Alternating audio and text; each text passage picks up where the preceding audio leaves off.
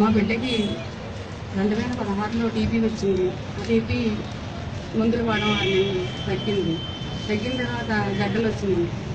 గడ్డలు వస్తే తర్వాత ఆ గడ్డలు కూడా ట్రీట్మెంట్ చేయించాము, తగ్గలేదు. వెంటనే హైదరాబాద్ తీసుకొచ్చిన 3 నెలల రోజులు ట్రీట్మెంట్ జరగాలి మీ అబ్బాయికి అనేసి డాక్టర్ చెప్పారు.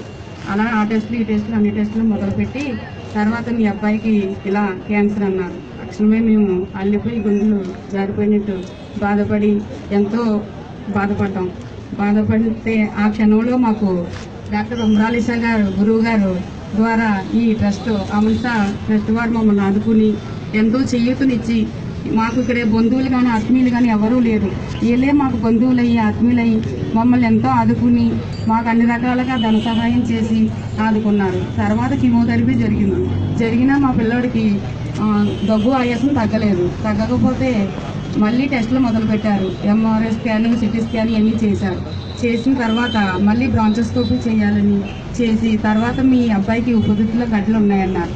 మళ్ళీ ఇదే సమస్య అనేసి మళ్ళీ బాధపడుతూ వెంటనే తక్షణంగా ఆపరేషన్ చేయకపోతే మీ అబ్బాయి ప్రాణాలకే ప్రమాదం అన్నారు. అది నిమ్స్లో లేదు, యశోద సామాజికలో చేయించాలన్నారు. దానికి ₹1,00,000 దాకా ఖర్చు అవుతుంది అని అన్నారు.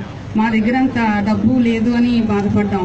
ఈ అమృత ఫౌండేషన్ వారు మాకు సాయం చేసి ఆపరేషన్ దగ్గరుండి ఆ అమ్మగారు సాయం చేసి దగ్గరుండి మా పిల్లోడికి ప్రాణం పోసి మళ్ళీ ప్రాణభిక్ష పెట్టారు.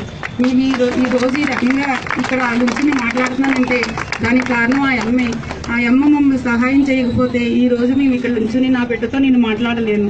ఇప్పుడు కూడా మాకు ఎంతో చేయూతనిచ్చి ఆత్మీయులై బంధువులై మమ్మల్ని ఎంతో రక్షణగా కాపాడుతున్నారు ఆ అమ్మకి నాకు కృతజ్ఞతలు.